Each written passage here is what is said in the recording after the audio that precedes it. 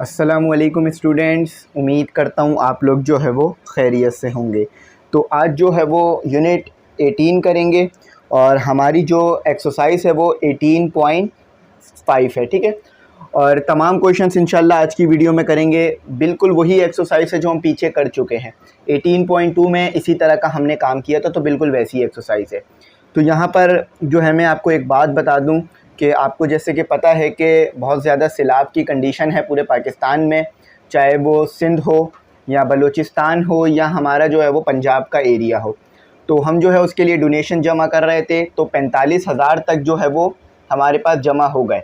बच्चों ने जो है वो बहुत अच्छा इसमें कंट्रीब्यूट किया, 45,000 हमारे पास जमा हुए, लेकिन अभी भी इसमें 55,000 जो है वो रह गए हैं। तो आप लोग जो है वो जल्द से जल्द, इजी पैसा नंबर स्क्रीन पे भी आ रहा होगा, मैं यहाँ पर भी एक बार नोट डाउन कर देता हूँ, तो आप जल्द से जल्द जो है वो सेंड करें ताकि जो हमने पैसे देने हैं वो हम दे दें। ठीक है, आज और कल ही आप सिर्फ सबमिट कर सकते हैं पैसे, ठीक है। अगर जो बच्चे आज वीडियो देख रहे हैं या कल वीडियो देखेंगे तो बस वही बच्चे पैसे सबमिट करें, और उसके अलावा बच्चे ना करें। टाइम देख लीजिएगा वीडियो का कि कब अपलोड हुई है, ठीक है। तो सिर्फ आज और कल ही आप पैसे जमा कीजिएगा, जमा कराइएगा। और ये इजी पैसा नंबर है, इसका अकाउंट टाइटल फैज़ुर रहमान है। और जो भी लोग इस कंट्रीब्यूशन में जिन्होंने भी हिस्सा मिलाया, और बहुत से तो ऐसे लोग थे कि जिन्होंने बहुत बड़ी बड़ी अमाउंट इसमें दी, चाहे वो 5,000 हो, 10,000 हो, या जो भी उन्होंने अमाउंट्स दी, चाहे किसी ने जो है वो 10 रुपये भी दिए, किसी ने जो है वो 100 रुपये भी दिए, तो उन तमाम लोगों का बहुत बहुत शुक्रिया। अगर आप लोग जो है वो कंट्रीब्यूट नहीं करते और हम पे एतमाद नहीं करते तो शायद इतना बड़ी रकम हम जमा नहीं कर सकते। तो आपका बहुत बहुत शुक्रिया। और वो तमाम NGOs या वो तमाम जो है वो इदारे जो कि कर रहे हैं सैलाब मुतासिरीन के लिए काम, तो उन सब के लिए जो है वो बहुत दिल से दुआएं निकलती हैं। और अल्लाह ताला से दुआ है कि जल्द से जल्द ये सब कुछ ठीक हो जाए। जो वीडियोस देखते हैं या जो कंडीशन देखते हैं वहाँ की, वो काफ़ी ही ज़्यादा जो है वो दिल खराश होती है, और काफ़ी उससे जो है वो दिल बैठ जाता है वो सब कुछ देख कर, चाहे वो किसी भी तरह की वीडियो जो कि सैलाब मुतासिरीन की आ रही है। तो आप लोग ज़्यादा से ज़्यादा कंट्रीब्यूट करें, कम से कम 50,000 तो इसको करें, 5,000 तो सेंड करें ताकि 50,000 ये हो। और आज और कल लास्ट होगा, और कल ही जो है वो ये डिस्ट्रीब्यूट भी हो जाएगा, यानी सैटरडे को ही ये डिस्ट्रीब्यूट भी हो जाएगा, ठीक है। यानी 27 अगस्त 2022 को जो है ये डिस्ट्रीब्यूट भी हो जाएगा, 27 अगस्त को ही। और 27 अगस्त को आखिरी डेट है इस जो है वो डोनेशन की। और 2 दिन हमने ये डोनेशन चलाई, जुम्मे को, और जुमेरात, जुम्मा, और एक 3 दिन कह लीजिए बेसिकली। तो 3 दिन हमने इस डोनेशन को रखा, 2 दिन हो चुके हैं आज, बस तीसरा दिन कल होगा। तो बहुत बहुत शुक्रिया उन तमाम स्टूडेंट्स का, पेरेंट्स का, जिन्होंने इसमें कंट्रीब्यूट किया। तो चले आ जाएँ, इस वीडियो को शुरू करते हैं। और मेरी दुआ है अल्लाह ताला से कि जल्द से जल्द सैलाब मुतासरीन जो है वो उनके तमाम मुश्किलात हल हो जाएँ। चलें, अच्छा देखें, सबसे पहले तो मैंने जैसे कि बताया ये काम हम कर चुके हैं पीछे, कोई ज़्यादा मुश्किल नहीं है। जब भी इसकी एग्जांपल्स भी नहीं दी हुई है बुक में ज़्यादा, बिल्कुल जो है वो थोड़ी सी एग्जांपल्स दी है, क्योंकि आप लोग कर चुके हो ना, जो काम कर चुके हो उसमें क्या प्रॉब्लम है फिर, ठीक है। तो क्वेश्चन नंबर 1 देखो, इसमें क्वेश्चन टाइप हैं। तो कहा जाता है कि इफ़ वाई वेराइज, यानी वाई में तब्दीली आती है। तो जब आपको पता है जो चीज़ पहले दी हुई होती है वो चीज़ पहले लिख देते हो आप, ठीक है। वाई में आपके पास जो है वो, यहाँ पे थोड़ा सा मैं इधर करके लिख देता हूँ ताकि मेरे पास जो है ना इसका और पार्ट लिखने के लिए भी जगह बचे, ठीक है। वाई में जो है वो तब्दीली आती है। तो ये वैसे सीधा लिखा हुआ है बोर्ड, लेकिन हो सकता है कि शायद आपको टेढ़ा नज़र आ रहा हो। उसकी वजह ये है कि कैमरा एंगल भी कभी कभार जो है ना इफ़ेक्ट करता है इन चीज़ों को, ठीक है। तो अब इसको करते हैं, चलें। तो यहाँ पे लिखा हुआ है कि इफ़ वाई वेराइज, यानी वाई में जो है वो तब्दीली आती है। डायरेक्टली एज एक्स, यानी डायरेक्टली, आपको पता है डायरेक्टली प्रोपोर्शनल का साइन लगा दिया हमने। उसके बाद आपको बोला एक्स स्क्वायर एंड जेड, यानी एक्स स्क्वायर, अगर एक्स स्क्वायर और जेड में तब्दीली आएगी, या इन दोनों में से एक में भी तब्दीली आएगी, या इन दोनों में भी तब्दीली आएगी, तो वाई की वैल्यू चेंज हो जाएगी। जैसा कि आप करते रहते हैं, F is equal to M A, आपने पढ़ा होगा, F is equal to M A में तब्दीली आए या एम में तब्दीली आए, आपके पास एफ में तो तब्दीली आती ही आती है। हाँ, एम कांस्टेंट है, लेकिन अगर कोई और इक्वेशन भी लिख लो जिसमें 3 जो है वो चीज़ें आती हैं, एक कांस्टेंट, 2 वेरिएबल, तो फिर भी ऐसा ही आप देखते हो, ठीक है। तो यहाँ भी यही है। अच्छा, अब ये तो हमारे को कंडीशन बता दी इन्होंने। तो बार बार मैंने जो है वो प्रीवियस वीडियो में ये बात बताई थी कि जब भी आप क्या करते हो, जब भी आप जो है वो इसकी ये चीज़ हटाते हो तो आप क्या लगाते हो, प्रोपोर्शनल का साइन जब भी हटाते हो तो आप लगाते हो इक्वल टू और एक कांस्टेंट, जिसे हम यहाँ पर के से डिनोट करेंगे। के को आप पॉजिटिव कांस्टेंट भी बोल सकते हो, कांस्टेंट ऑफ प्रोपोर्शनैलिटी भी कह सकते हो, ठीक है। बिल्कुल आसान क्वेश्चन है, एक्स स्क्वायर और ये जेड, ठीक है। अच्छा, अब y की वैल्यू गिवन है, एक्स स्क्वायर की वैल्यू गिवन है, z तो निकालना कोई मुश्किल काम है नहीं आपके लिए। तो अब जो है इसको भी निकाल लेते हैं। तो यहाँ पर इस क्वेश्चन को पूरा पढ़ लेते हैं। Write y as a function of x and z and determine the value of y। तो आपने क्या करना है, y के फंक्शन में यानी y को यहीं पर रखना है आपने, समझ लीजिए इसको आसान करके कि y को यहीं पर रखकर आपने जो है वो इसे सॉल्व करना है, ठीक है। तो y को यहीं पे रखकर आप सॉल्व करेंगे, y को उस तरफ लेके नहीं जाएंगे, उस तरफ। अच्छा, अब k की वैल्यू निकालनी है आपने, सिंपल। तो k की वैल्यू कैसे निकालेंगे आप, y को इधर ही रखते हैं, एक्स स्क्वायर को डिवाइड करा देते हो, साथ z को भी डिवाइड करा देते हैं और k।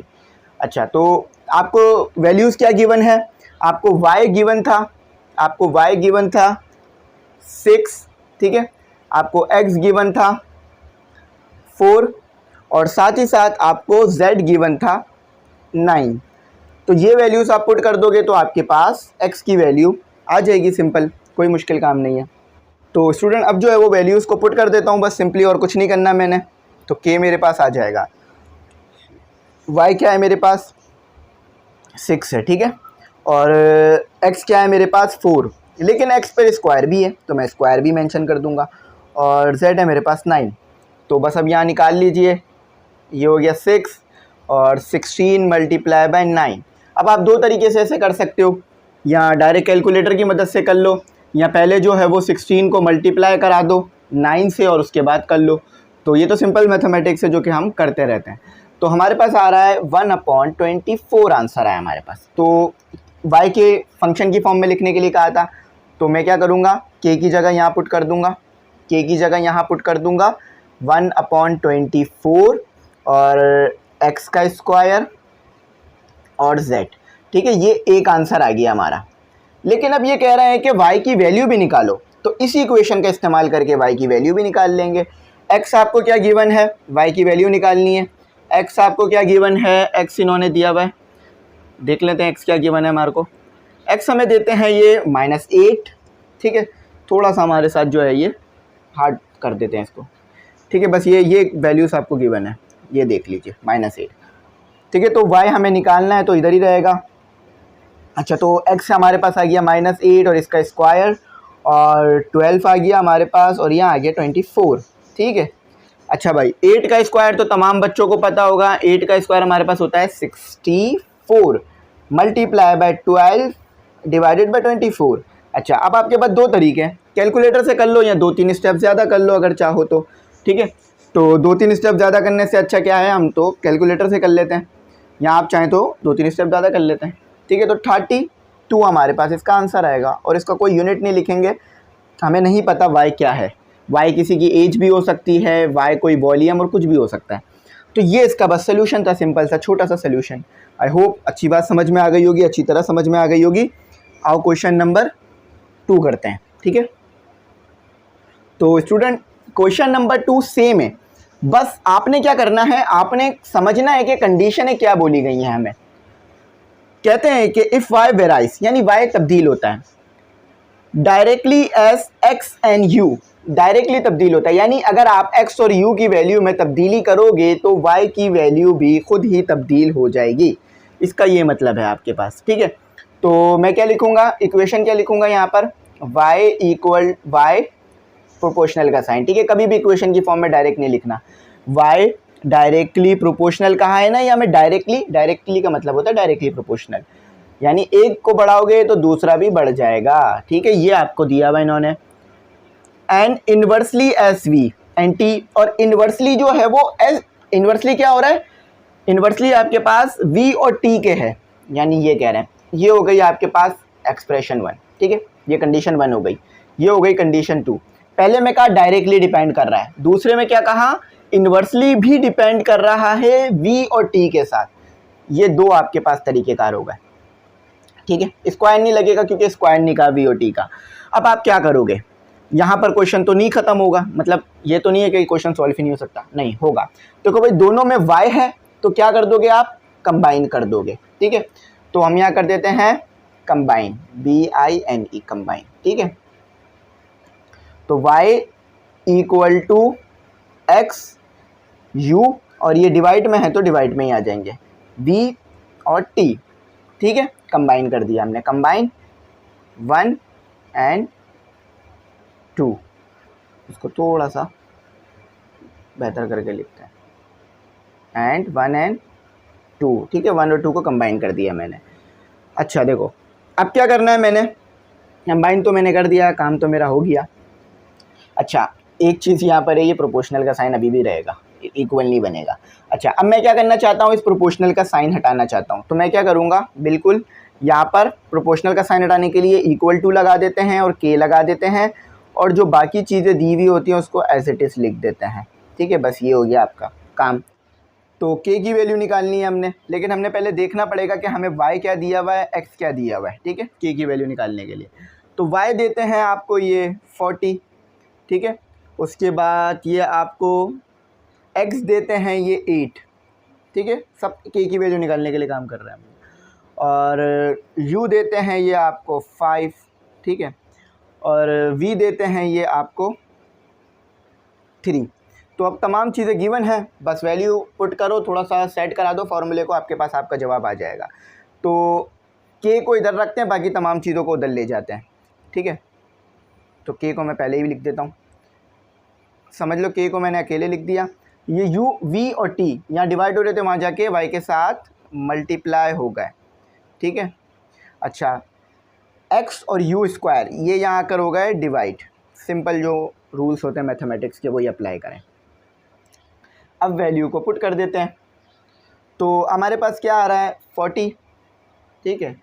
और मल्टीप्लाई v 3, और t क्या आ रहा है हमारे पास, t हमने लिखा नहीं है, t भी लिख लेते हैं। t हमें दिया हुआ 2 एंड, ठीक है, एंड t हमें दिया हुआ यहाँ पर इन्होंने 2, तो 2 यहाँ आ गया, ठीक है। ये हो गया। फिर आपके पास नीचे क्या आ रहा है, नीचे आ रहा है आपके पास x आपको दिया हुआ है 8, और उसके साथ u देते हैं ये 5। अब थोड़ा सा सिंप्लीफाई कर लेते हैं, 40 एज इट इज़ लिखे रहने देते हैं, और ये 6 हो गया हमारे पास, ये हमारे पास 8 हो गया, और ये हमारे पास 5 का स्क्वायर 25 हो गया। ये आपकी के की वैल्यू आ गई, ठीक है। बस सिंपल करा दो कैलकुलेटर से, या इसको सिंप्लीफाई करा दो। तो मेरे पास जगह कम है तो मैं इसको सिंप्लीफाई कर देता हूँ, ठीक है। 6/5 ये आपका आ गया आंसर। अब इसको जो है वो इधर पुट कर दो, तो ये आपका आ गया 6/5, ठीक है, 6/5, ठीक है। इसको ऐसे लिख देता हूँ, 6/5 x u का स्क्वायर, और इसके नीचे आएगा आपके पास vt। अब vt यहाँ हो रहे हैं क्या, डिवाइड, समझ लो vt के नीचे 1 है तो वो ऊपर जाके हो जाएंगे मल्टीप्लाई, ठीक है। तो यानी रेसिप्रोकल हो जाएंगे, 5 के साथ मल्टीप्लाई हो जाएंगे। तो 6x u का स्क्वायर 5 vt, ठीक है, 5 vt। तो ये आपके पास सिर्फ y फाइंड हो गया हमारे पास। ये क्या फाइंड हो गया हमारे पास, y फाइंड हो गया। तो बिल्कुल y यही आना था, और ऐसी फॉर्म में ही हमें लिख के दिया हुआ था। लेकिन अब आपने क्या करना है, y की वैल्यू भी निकालनी है। तो y की वैल्यू निकालने के लिए मैं क्या करूँगा, ये हिस्सा लिखा रहने देता हूँ, ये रिमूव कर देता हूँ, ठीक है। ये रिमूव कर देता हूँ क्योंकि ये आप लिख चुके हो, तो ये हिस्सा मैं लिखा हुआ है। फिर इसके आगे से जो काम है वो यहाँ कर लेना, ठीक है। तो अब हमें यहाँ सबसे पहले देखना होगा कि y की वैल्यू निकालने के लिए आपको दिया हुआ क्या है। Find in term of x, u, v and t, also find the value of y and x, ठीक है। तो x यहाँ आपको गिवन देते हैं y की वैल्यू निकालने के लिए -2, u आपको देते हैं ये यहाँ पर 4, ठीक है, ये 4 है, 9 नहीं है, ठीक है, ये 4 है। और v आपको देते हैं ये 3, और आखिर में एंड लगा के लिख देता हूँ, यहाँ आपको t देते हैं ये -1। बस ये आपको दिया हुआ है, इस इक्वेशन में पुट कर दीजिए ये तमाम चीज़ें जो इन्होंने गिवन करी हैं आपको, तो फिर आपका जो आंसर है वो आ जाएगा। तो 6 एज इट इज़ ही आएगा हमारा, ठीक है, -2, उसके बाद हमें u दे दिया इन्होंने 4 और उसका उसका उसका जो है वो हमारे पास स्क्वायर भी आएगा, ठीक है। अच्छा, उसके बाद हमें 5 लिखना है, उसके बाद हमें लिखना है v 3 दे दिया हमें, और t इन्होंने हमें -1 दे दिया। बस इतना सा ये काम होना था। तो 6 और 12 को 6 और 2 को जब मैं मल्टीप्लाई करूँगा तो -12 आ जाएगा मेरे पास, ठीक है। 4 को जब मैं स्क्वायर लूँगा तो 16 आ जाएगा मेरे पास। 3 मल्टीप्लाई बाय 5 15 और -1 आ गया मेरे पास, ठीक है। मतलब -1 से भी मल्टीप्लाई हुआ तो -15 हो गया। अच्छा, अब बस मल्टीप्लाई कर दो 12 और 16 को, तो 12 मल्टीप्लाई बाय 16 आपके पास आता है आई थिंक 192, ठीक है। 15, तो ये इससे कट गया, माइनस माइनस से कट गया, प्लस में आपके पास ये आंसर आ गया। अच्छा, अब ये और भी सॉल्व हो सकता है, ये एक टेबल पे आते हैं दोनों नंबर, तो 2 का टेबल पे तो ये आते ही आते हैं, तो इसे मज़ीद भी सिंप्लीफाई कर दो। 64/5 ये आपका इसका जवाब था, ठीक है। तो ये आंसर हमारा बिल्कुल ठीक आया। क्वेश्चन नंबर 2 सक्सेसफुली हमने अपना कर लिया। अब क्वेश्चन नंबर 3 है, सेम तरीके से होगा, बस कंडीशनें समझ में आ गई तो क्वेश्चन भी समझ में आ गया। तो चलो क्वेश्चन नंबर 3 करते हैं। तो स्टूडेंट अब हम अपना करते हैं क्वेश्चन नंबर 3। सिंपल क्वेश्चन, ज़्यादा कोई मुश्किल क्वेश्चन नहीं है, ठीक है, सिंपल है। कहते हैं कि if W varies directly as U square, W जो है, W भाईजान जो है वो डायरेक्टली डिपेंड करते हैं हमारे पास U स्क्वायर पे। ये हो गई कंडीशन 1 आपकी, ठीक है। कंडीशन 2 में कहते हैं कि ये W भाई जो है वो इन्वर्सली डिपेंड करते हैं क्यूब रूट ऑफ V पे। इन्वर्सली आपको पता है ऐसे लिखते हैं, और क्यूब रूट बोलना है तो क्यूब रूट लगा देते हैं। ये हमारा क्यूब रूट आ गया। बस 2 आपको बोली थी इन्होंने कंडीशन है, ये कंडीशन ऊपर बन गई, ये कंडीशन नीचे। अब देखो भाई, कंबाइन अगर जिन बच्चों को नहीं पता क्या होता है मैं उन्हें बता दूं थोड़ा सा डिटेल में, कि कंबाइन का ये मतलब होता है कि जो चीज़ें 2 बार दी हुई हैं उन्हें एक बार लिख लो, और जो चीज़ें एक बार दी हुई हैं उन्हें एक एक बार ही लिख लो। फॉर एग्जाम्पल W 2 बार दिया हुआ है तो एक बार लिख लिया, ये जो साइन है प्रोपोर्शनल का ये 2 बार दिया हुआ है तो ये एक बार लिख लिया। डिनोमिनेटर में क्यूब रूट ऑफ V एक बार दिया हुआ है तो एक बार ही लिख लिया, 2 बार दिया हुआ होता तो भी एक बार लिखता। और आप बोलेंगे सर U स्क्वायर, तो U स्क्वायर जहाँ पर दिया हुआ था वो वहीं पर लिख लो, ख़त्म बात। बस ऐसे बन गई आपके पास ये बन गई आपकी इक्वेशन अभी तो नहीं हुई है लेकिन अब हो जाएगी कि भाई जब प्रोपोर्शनल का साइन हटाते हो तो इक्वल लगाते हो और कांस्टेंट लगाते हो। सर जी बहुत बार पढ़ा है हमने ये बात, ठीक है। तो बस ख़त्म बात जब आपने पढ़ा है तो, ठीक है, ये आपका काम आ गया यहाँ पर, ठीक है बेटा। अब आ जाओ, W क्या गिवन है, U स्क्वायर क्या गिवन है, और क्योंकि वैल्यूज़ तो पुट करनी पड़ेंगी ना K को निकालने के लिए, और आखिर में V क्या गिवन है, बस ये पुट कर दो आपका आंसर आ जाएगा। देखो इससे हार्ड एट मैथमेटिक्स आप प्रीवियस क्लासेस में कर चुके हो तो इसके लिए कोई प्रॉब्लम नहीं है। तो W ये देते हैं आपको 1216, U देते हैं ये, सॉरी U स्क्वायर नहीं दिया होगा, U दिया होगा, U दिया होगा आपको इन्होंने 6, और V दिया हुआ होगा 27। कभी भी स्क्वायर में वैल्यूज़ नहीं दी जाती, सिर्फ विदाउट स्क्वायर देते हैं, फिर वो हम अपनी कंडीशन के हिसाब से स्क्वायर लगा लेते हैं जहाँ लगाना होता है, ठीक है भाई। तो अब आ जाओ यहाँ देखो, करना क्या है, बस K के लिए सेट कराना है। तो K को मैंने यहाँ लिख दिया, W एज इट इज़ आ गया, ठीक है। उसके बाद यहाँ आ गया आपके पास V, और ये क्यूब रूट में, और हमारे जो U स्क्वायर भाई थे वो नीचे आ गए। देखो ये क्यूब रूट ऑफ V था वहाँ ले गया, U स्क्वायर भाई को W के नीचे ले आया। तो अब हम अपने K भाई को पता कर लेते हैं, ठीक है। तो K हमारे पास क्या आ रहा है, W सबसे पहले पुट करो, W क्या है आपके पास 216, ठीक है। अच्छा, उसके बाद आप पुट करो 27। तो क्यों आपको पता है अच्छी तरीके से ये बात कि 27 का अगर आप क्यूब रूट लो तो 3 आता है। अब किस तरह आता है वो मैं बता देता हूँ, ठीक है, कंफ्यूज नहीं होइए। ज़्यादा शॉर्ट नहीं करवाता कभी भी मैं चीज़, हमेशा डिटेल में जाके बताता हूँ, ठीक है, ताकि क्योंकि समझाना है, ऐसा नहीं है कि बस इसको पास कर देना है, किसी तरह से निकाल देना है। तो आपको अच्छी तरीके से ये बात पता है कि अगर 3 का आप क्यूब लेते हो तो क्या बनता है आपके पास 27। 3 का स्क्वायर लेते हो तो 9 बनता है, लेकिन क्यूब लोगे तो 27 बनेगा। For example 3 multiply by 3 multiply by 3, 3 multiply by 3 9, 9 multiply by 3 27। आप लोग को तो पता थी ये बात, तो बस यही काम यहाँ होना था। अब 6 का स्क्वायर तो सबको पता होगा 36, ठीक है। तो ये क्यूब रूट को काट देगा, ठीक है। बाकी हमारे पास ये आ गया।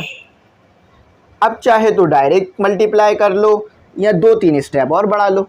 अब 2-3 स्टेप कैसे बढ़ेंगे कि पहले 216 को 3 से मल्टीप्लाई करना, फिर डिवाइड कर देना, ठीक है, 36 से। ये कर सकते हो या जो जैसे आपको बेहतर लगे। तो ये के आ गया आपके पास 18, ठीक है। कांस्टेंट के भी यूनिट सारे होते हैं, आपको पता है ये बात। जैसे कि मास केजी यूनिट है उसका, कांस्टेंट है लेकिन यूनिट है उसका। अच्छा भाई, तो ये के की वैल्यू हमने कहाँ पुट करनी है, हमने इस के की वैल्यू को यहाँ पुट करना है, ठीक है, ताकि हम फंक्शन के तौर पे लिख दें इसे। तो 18 यू स्क्वायर और वी का क्यूब, ठीक है भाई। कोई प्रॉब्लम नहीं सर? तो बिल्कुल फिर आ जाओ, इसी सवाल को कंटिन्यू करते हैं और अपने डब्ल्यू भाई को निकाल लेते हैं, ठीक है। डब्ल्यू को निकाल लेते हैं, ठीक है। अभी थोड़ी सी जो है ना मैंने इसको मिटा दिया ऐसे ही करके, तो आई होप आपको दिख रहा हो सही तरीके से। देखो भाई, डब्ल्यू, ठीक है। डब्ल्यू निकालने से पहले आपको पता होना चाहिए कि इन्होंने वैल्यूज़ क्या दी हैं। तो वैल्यूज़ में ये यू देते हैं आपको, यू की वैल्यू देते हैं ये आपको 10, ठीक है। और वी की वैल्यू ये देते हैं आपको 125। अब 125 एक बाइक का मॉडल भी होता है, ठीक है। अक्सर जब भी 125 का नंबर आता है मैं ये बात बोलता ज़रूर हूँ। तो यू देते हैं ये आपको 10, तो इसका आप लेंगे स्क्वायर। और वी ये देते हैं आपको 125, इसका लेंगे आप क्यूब। अच्छा, आपको ये बात अच्छी तरीके से पता है और आई होप ये बहुत बार हमने की भी ये चीज़ कि अगर आप 5 का क्यूब लेते हो तो वो 125 आता है। 5 का क्यूब लेते हो तो वो 125 आता है। For example 5 multiply by 5 multiply by 5 equal to 125। 5 multiply by 5 25, 25 multiply by 5 125, ठीक है। सिंपल, हमें पता है ये चीज़, तो इसलिए ये लिख दिया। क्यूब से क्यूब रूट कैंसिल। देखो क्यूब स्क्वायर रूट को कैंसिल नहीं करता, ना स्क्वायर क्यूब को कैंसिल करता है। क्यूब क्यूब रूट को करता है, स्क्वायर स्क्वायर रूट को, फोर्थ रूट को। तो वो यहाँ पे भी हुआ, ठीक है।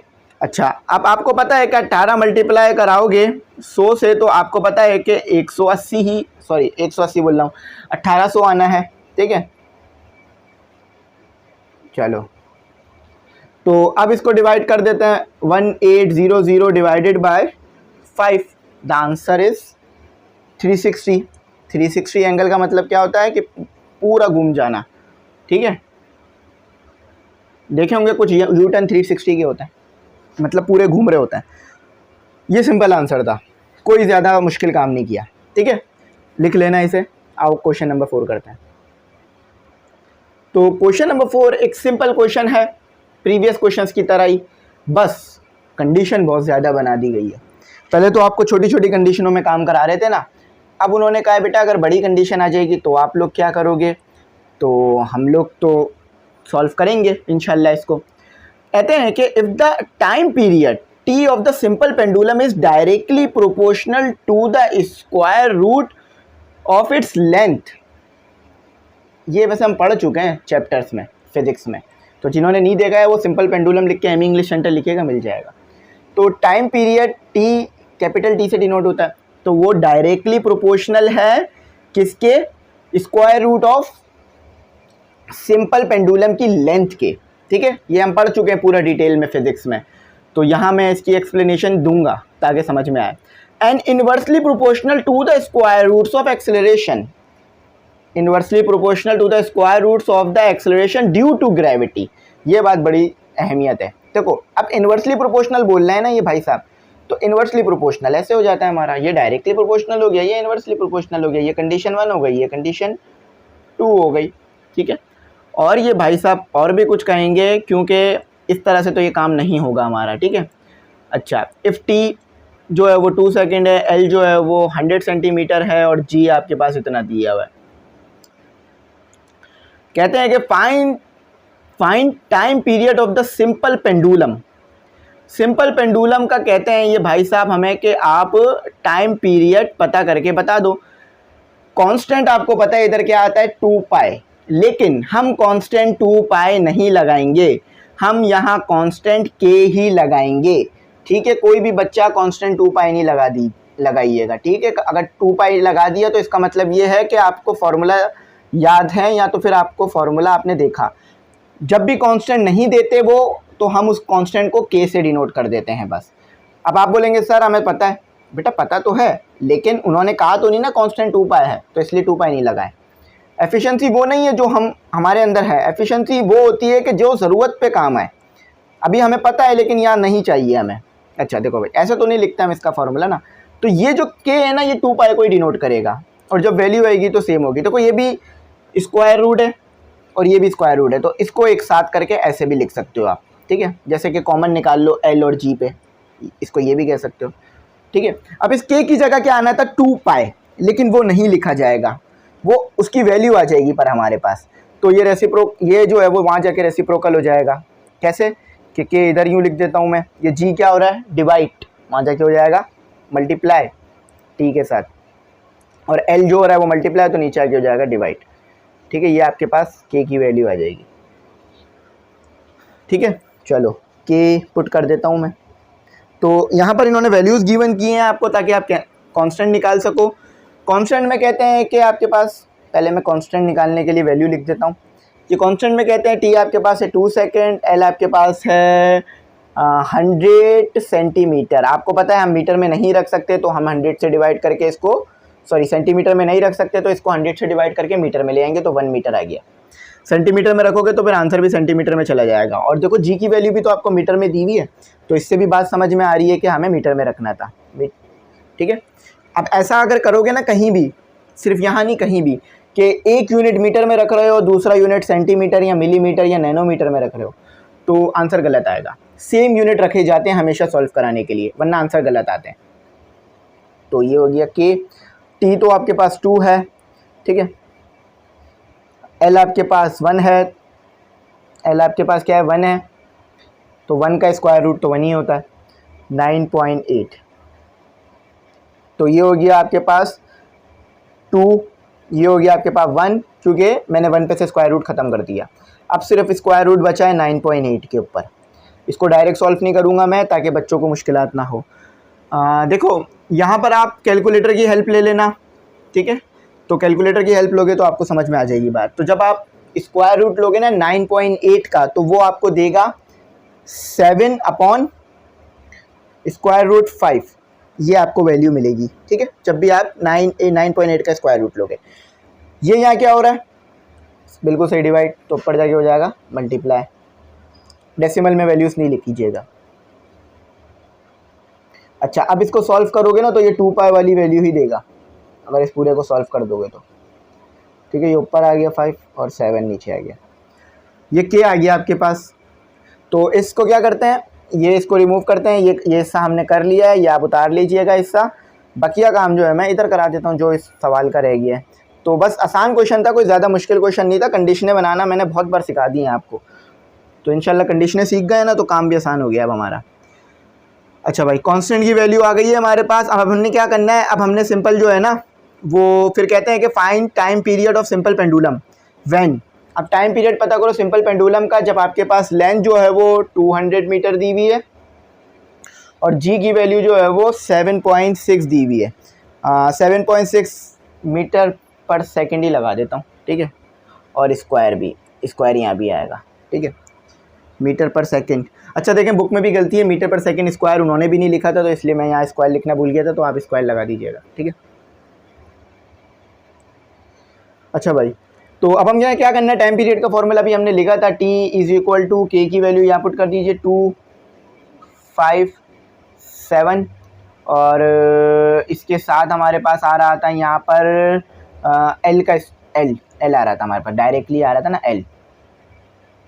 ठीक है, इसको मैं तोड़ के लिख रहा हूँ, तोड़ के इसलिए लिख रहा हूँ ताकि मैं रेसिप्रोकल कर सकूँ। एल और ये जी, इसके नीचे 1 है, तो ये रेसिप्रोकल होके कैसे आ जाएगा हमारे पास, 2 स्क्वायर रूट 5 और स्क्वायर रूट जी और स्क्वायर रूट एल। ठीक है, ये ऐसे बन रहा है। अब तो स्टूडेंट, अब क्या करना है, अब हमने जो है वो यहाँ पर 7 भी लिख देते हैं, यहाँ 7 भी आएगा, ठीक है। अब इन सबको एक साथ करके लिख देंगे हम, तो 2√5 और ये हो गया हमारे पास 7 और यहाँ पर आ गया हमारे पास, यहाँ पर हमारे पास क्या आ गया L/G, ठीक है, ये आ गया हमारे पास। अब आप चाहे तो इनको साथ मिला के भी लिख सकते हो। साथ मिला के कैसे लिख सकते हो, मैं आपको यहाँ पर एक तरीक़ेकार बताता हूँ कि जो चीज़ें स्क्वायर रूट में है ना, उन तमाम चीज़ों को कॉमन लेकर स्क्वायर रूट में लिख दो। फॉर एग्जांपल ऐसे करके कि देखो 5 पे भी स्क्वायर रूट है, L पे भी स्क्वायर रूट है, G पे भी स्क्वायर रूट है, तो आप क्या करो 5 को मल्टीप्लाई करा दो L के साथ और G को ऐसे लिख दो। इसको ऐसे भी करके लिख सकते हो और आसान हो जाएगी चीज़। ये इसलिए मैं इस तरह करा रहा हूँ ताकि समझ में आए बात। अच्छा, अब क्या करो 7.2/7 का क्या करो, आप वो ले लो, क्या कहते हैं, इसको डिवाइड करा दो। अब मैं ये इसीलिए कर रहा हूँ, एक काम करो अभी डिवाइड नहीं कराओ, एक साथ डिवाइड कराएंगे ताकि आंसर ख़राब ना हो हमारा। अभी आप ये सॉल्व कराओ, 5 मल्टीप्लाई बाय 100 200, क्योंकि हमें 200 दिया हुआ है, 200 और जी हमें क्या दिया हुआ है 7.6 मीटर पर सेकंड स्क्वायर। ये सिर्फ एक ख़ास कंडीशन बना के दी हुई ताकि आप लोगों को बात समझाई जा सके, ठीक है। अच्छा, अब इस ब्रैकेट को पूरे को सॉल्व कर दो, ये जो पूरा स्क्वायर रूट है ना इसे सॉल्व कर दो। तो आप क्या करोगे, जब आप 200 को मल्टीप्लाई कराओगे 5 से तो आपके पास आ जाएगा 1000, ठीक है, 1000 आ गया। अब आ गया 7.6, ठीक है। अब क्या करोगे यहाँ पर आप अब इस पूरे का स्क्वायर रूट ले लोगे, या ऐसे भी कर सकते हो आप कि पहले आप ले लो स्क्वायर रूट 1000 का, ठीक है, ये भी कर सकते हो। अगर ऐसे करना चाहो तो ऐसे भी कर सकते हो, ठीक है। तो पहले आप स्क्वायर रूट ले लो 1000 का, फिर आप जो है वो 7.8 का स्क्वायर रूट ले लो, 7.6 का स्क्वायर रूट ले लो, फिर उनको डिवाइड करा दो। लेकिन डायरेक्ट कैलकुलेटर से करना चाहो तो डायरेक्ट कैलकुलेटर से भी कर सकते हो। तो मैं डायरेक्ट नहीं करता हूँ, मैं इसको स्टेप बाय स्टेप करता हूँ। ऐसे इसको तोड़ के भी लिख सकते हो चाहो तो, ठीक है, इसको ऐसे तोड़ के भी लिख सकते हो, ठीक है। तो अभी मैं इसको एज इट इज़ ही लिख देता हूँ जैसे ये लिखा हुआ था। तो ये इससे मल्टीप्लाई हो रहा है हमारे पास, यहाँ से हमारे पास मल्टीप्लाई हो रहा है। तो 1000 का हमारे पास स्क्वायर रूट कितना आता है, ये डेसिमल में वैल्यू देगा, पता है, इसका डेसिमल में वैल्यू आ रही होगी, तो डेसिमल में वैल्यूज़ लिख देते हैं, कोई प्रॉब्लम नहीं है, ठीक है। तो ये आ रहा है हमारे पास 31.62 और डिवाइड में जो आपके पास 7.6 है उसका क्या आ रहा है आपके पास 2.75। अब इसको 2 को मल्टीप्लाई करा दो। ये मैं थोड़ा सा ज़्यादा स्टेप करें मैंने ताकि बच्चों को बात समझ में आए, ठीक है, क्योंकि मल्टीप्लाई होते किस तरह से 31.62, तो ये आ गया आपके पास 63.24 और 7 को मल्टीप्लाई करा दो, 7 मल्टीप्लाई बाय 2.75, तो ये आपके पास आ गया 19.25। अब बस इन दोनों को डिवाइड करा दो, 63.24 डिवाइडेड बाय 19.25, तो आपके पास आंसर आया 3.28 सेकेंड। अब यहाँ यूनिट यूँ लिखा है क्योंकि यहाँ उन्होंने टाइम पीरियड कहा था और यूनिट पीछे गिवन भी है तो यूनिट लिखा है मैंने। तो इसी तरह का आंसर आपका बुक में भी आ रहा है, ठीक है। अब बुक में जो है ना यहाँ पर 1 आ रहा है। अब उसमें 1 आने की मैं वजह बता दूँ, क्या है कि हमने जो है ना बहुत सारी डेसिमल्स की वैल्यू नहीं ली है, मतलब 2 के बाद भी और डेसिमल्स की वैल्यू आनी थी, और इसी तरह से 2.75 इसमें भी डेसिमल्स की वैल्यू और आनी थी। अगर मैं इसको डायरेक्ट कैलकुलेटर से सॉल्व करता ना, यानी फॉर एग्जांपल मैं कहना क्या चाह रहा हूँ, मैं थोड़ा सा यहाँ आपको लिख के बता देता हूँ कि यहाँ मैं आपको लिख के बता देता हूँ कि अगर मैं इसे डायरेक्ट कैलकुलेटर से सॉल्व करता, इस चीज़ को डायरेक्ट कैलकुलेटर से सॉल्व करता, तो मेरे पास क्या आता 1000 डिवाइडेड बाय 7.5 7.6, तो मेरे पास आता 11 कहाँ जगह है नहीं यहाँ पर, इसको नीचे करके लिख देता हूँ, ठीक है, यहाँ लिख देता हूँ, यहाँ बता देता हूँ। तो मेरे पास आता t इक्वल टू 2/7 और मल्टीप्लाई बाय 11.47 और 0। अब मैं अगर इसे डायरेक्ट मल्टीप्लाई कराता ना, यानी 7/2 अपॉन 7 लिखता और उसे मल्टीप्लाई करा देता 11.470 से, तो मेरे पास फिर सही आता जवाब, ठीक है, फिर मिलता जुलता करीब करीब आता। लेकिन मैंने क्या किया, मैंने जो है वो स्टेप बाय स्टेप किया, तो इसीलिए हमारे पास ये जवाब आया। तो बिल्कुल सही जवाब आ रहा है, इसमें कोई गड़बड़ ही नहीं है, बिल्कुल सही है हमारा जवाब।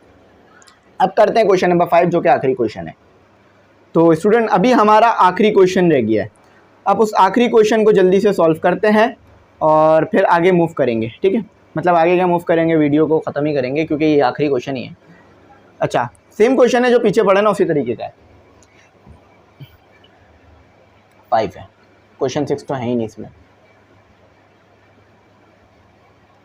तो क्वेश्चन में कहते हैं कि the volume V of a particular gas is directly proportional to the temperature, यानी वॉल्यूम जो है ना वो डायरेक्टली प्रोपोर्शनल है टेम्परेचर के, and inversely proportional to the square root of pressure, और इन्वर्सली प्रोपोर्शनल है स्क्वायर रूट ऑफ प्रेशर के, इसके इन्वर्सली प्रोपोर्शनल। ये आपके पास कंडीशन 1 हो गई, ये आपके पास कंडीशन 2 हो गई। Directly proportional, inversely proportional, square root of pressure, ठीक है। अब यहाँ ये कंबाइन कर देते हैं, कंबाइन 1 and 2, ठीक है। तो ये हो गया आपके पास, इस तरह से कुछ इस तरह से आ जाएगी इसकी फॉर्म कंबाइन होने के बाद। आपको पता है इक्वल टू लगा दो और कांस्टेंट लगा दो और टी लगा दो और ये आप पी लगा दो, ठीक है। अब ये कौन सा फॉर्मूला है ये फिजिक्स में पढ़ेंगे हम इंशाल्लाह, ठीक है। अभी सिर्फ हमने से सॉल्व करना है। अच्छा, तो यहाँ पर ये आपको देते हैं v, देते हैं आपको v की वैल्यू कहते हैं कि भाई 100 ले लो, कांस्टेंट निकालने के लिए करना है। t की वैल्यू जो है वो 30 ले लो, और साथ ही साथ p की वैल्यू जो है वो आप 64 ले लो। तो चलो बस वैल्यूज आ गई हैं, k के लिए सेट करा देते हैं। तो k equal to v square root p और t, ठीक है।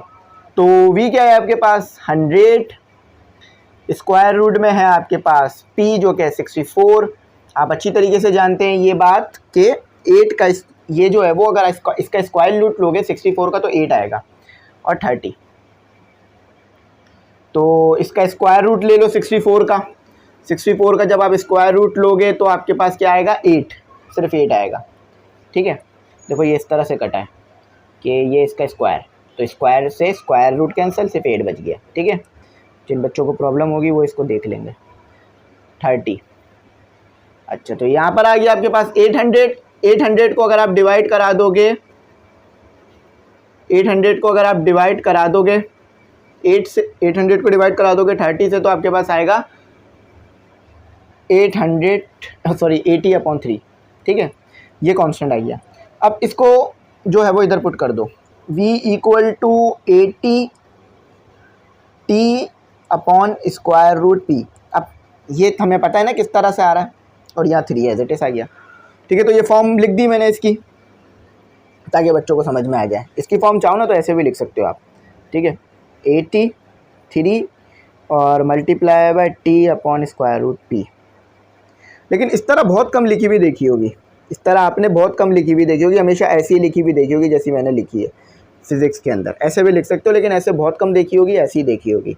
बात एक ही है, दोनों भी मल्टीप्लाई हो रहे हैं और कुछ तो नहीं हो रहा। अब इसको रिमूव करते हैं, बस इसकी हम जो है वो v की वैल्यू ही बोली होगी इन्होंने हमने निकालने के लिए, क्योंकि जो सेट करा रहे हैं उसी की वैल्यू इतनी देर से निकालना है, ठीक है। तो इसकी वैल्यू निकाल लेते हैं। तो चलो इसको देखते हैं कैसे होगा। पहले तो देखना पड़ेगा t की वैल्यू क्या दी हुई है आपको। t की वैल्यू ये देते हैं 60 और p की वैल्यू देते हैं 81, ठीक है। तो बाकी सब तो पता ही है आपको। तो v equal to 80 multiply by t जो है कि 60 और डिवाइडेड बाय 3 और स्क्वायर रूट है आपके पास 81। अच्छा, 81 आपको पता है किसका स्क्वायर रूट होता है, मतलब इस 81 जो है वो अगर इसका स्क्वायर रूट लोगे तो 9 आता है। अब जिसका स्क्वायर पता है तो फिर उसका स्क्वायर रूट भी पता ही होता है, उसमें कोई प्रॉब्लम नहीं होती है। तो ये हो गया हमारे पास 4800, ठीक है, 4800। अच्छा, अब देखें 3 मल्टीप्लाई बाई ये, सबसे पहले मैं क्या करता हूँ कि ऐसे लिख देता हूँ इसे, जिन बच्चों को समझ नहीं आ रहा उन्हें समझ में आ जाएगा। अगर 9 का स्क्वायर लोगे तो वो 81 बनता है, तो स्क्वायर से स्क्वायर रूट कैंसिल हो जाता है। तो ये आ गया आपके पास 4800 3 मल्टीप्लाई बाय 9, अब हम जो है वो डायरेक्ट कर लेते हैं, या चाहो तो आप 3 को 9 से मल्टीप्लाई कर लेना पहले, फिर डिवाइड करा देना। एक स्टेप अगर बढ़ाना चाहो तो बढ़ा सकते हो, लेकिन बस हमें डायरेक्ट आंसर देना है, कोई डायरेक्ट ज़्यादा घुमा फिरा के बात नहीं करनी। डायरेक्ट आंसर देने से ये फ़ायदा होता है कि हमें आ जाता है। ठीक है, तो इसका जवाब आपके पास अगर मैं डेसिमल्स में देखूँ ना तो आपके पास आ रहा होगा 16009, लेकिन इसका जवाब डेसिमल में नहीं लिखना, इसका जवाब फ्रैक्शन में लिखना है आप। तो फ्रैक्शन में लिखने के लिए क्या करोगे कि बस इसको डिवाइड करा देना सिंपल कैलकुलेटर से, जो फ्रैक्शन में आ रहा हो वो लिख देना। तो फ्रैक्शन में देखते हैं इसका जवाब क्या आ रहा है। फ्रैक्शन में इसका जवाब आ रहा है, मतलब डेसिमल्स में इसका जवाब आ रहा है आपके पास 177.7। अब बहुत से बच्चे पूछेंगे सर कब फ्रैक्शन में देना है, कब डेसिमल्स में देना है। तो बेटा ज़्यादातर जो है ना वो इसी में देना आंसर, इसी में आंसर देना। लेकिन यहाँ तो बुक में इसमें दिया हुआ था तो इसलिए मैंने ऐसे करके लिख दिया, वरना ये ज़्यादा बेहतर है तरीके से लिखना। ठीक है, अच्छा अब देखो यहाँ पर ना 8 आ रहा होगा बुक में, 8। अब वो 8 इस तरह से आया है कि इसे राउंड ऑफ कराया गया है, इसे राउंड ऑफ किया गया है। 7 के पहले भी बहुत सारे नंबर हैं, 7 से पहले भी, तो उन सबको राउंड ऑफ करके 8 लिख दिया गया है। तो इस तरह से ये आया। ठीक है, तो ये हमारा हो गया यहाँ पर। आई होप बात समझ में आ गई होगी, कुछ ऐसा नहीं होगा जो समझ में नहीं आया होगा। तो आप लोग जो है वो आज और कल ज़्यादा से ज़्यादा जो सैलाब मुतासिरीन के लिए फ़ंड कायम किया उसमें जो है वो पैसे सेंड करना, ताकि हम ज़्यादा बड़ी अमाउंट जो है वो आगे पहुंचा सकें। आई होप मेरी बात समझ में आ गई हो। अगर कुछ ना आया हो तो पूछ लीजिएगा, मैं इंशाल्लाह गाइड कर दूंगा। Thanks for watching. अल्लाह हाफिज़। अपनी कीमती दुआओं में याद रखिएगा।